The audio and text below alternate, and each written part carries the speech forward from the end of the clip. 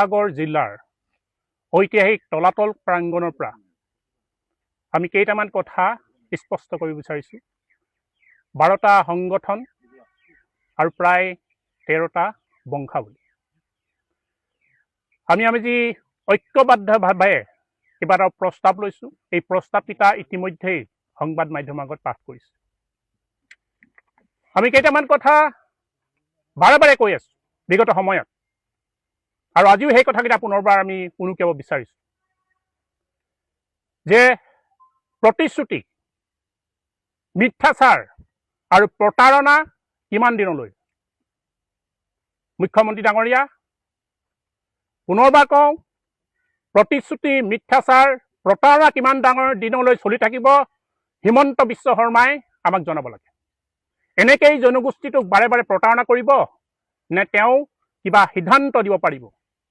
তেওঁৱে নিজকে কয় যে মই সৰ্বশক্তিমান। এটা ফোনত মোৰ কাক ফোন কৰে?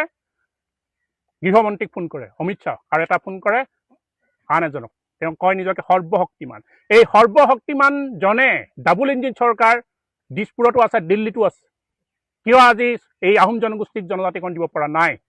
তেওঁ নিজেই প্ৰথমখন সংবাদমেলত যিদিনা মুখ্যমন্ত্ৰী হৈছিল, তেওঁ প্ৰথমেই কৈছিল যে মোৰ কাৰ্যকালতেই তেওঁ আহোম জনগোষ্ঠীৰ জনজাতিকৰণৰ সমস্যাটো সমাধান কৰিব। কিন্তু আজি কবিতা তেওঁ কৰিব নোৱাৰিলে। আমি পুনৰবাৰ কওঁ, জনগোষ্ঠীৰ ৰাইজ, লক্ষ লক্ষ জনগোষ্ঠীৰ ৰাইজ আজি কিন্তু ক্ষোভিত হৈ আছে, আৰু এই ক্ষোভৰ উদ্গীৰণ হ'বলৈ বেছি দিন নাই। আগ্নেয়গিৰিৰ দৰে বিস্ফোৰিত হ'বলৈ কিন্তু বেছি দিন নাই। মুখ্যমন্ত্ৰী মহোদয়ে এয়া কিন্তু স্বাভাৱিকভাৱে গ্ৰহণ নকৰিবলৈ আমি তলাতল ঘৰৰ পৰা পুনৰবাৰ আহ্বান জনাইছোঁ। অতি শীঘ্ৰেই আমাৰ যিকেইটা মূল দাবী যিকেইটা জনজাতিকৰণৰ ক্ষেত্ৰত তেওঁ পূৰণ কৰক। আমি দেখিছোঁ কাশ্মীৰত 370 একে ৰাতিতে আঁতৰাই দিছে। গতিকে ডাবুল ইঞ্জিন চৰকাৰে জনজাতিকৰণ নোপোৱা বা নিদিয়াৰ কোনো কথা নাই। যদি তেওঁৱে সৰ্বশক্তিমান, তেতিয়াহ'লে জনজাতিকৰণ আনি দিয়ক। আমি পুনৰবাৰ ঐক্যবদ্ধ এই আলোচনাৰ পৰা, ঐক্যবদ্ধ এই সংগ্ৰামৰ পৰা পুনৰবাৰ আহ্বান জনাইছোঁ। নহ'লে অনাগত দিনত তেওঁলোকে ভুগিবলৈ কিন্তু বাধ্য হ'ব। ধন্যবাদ।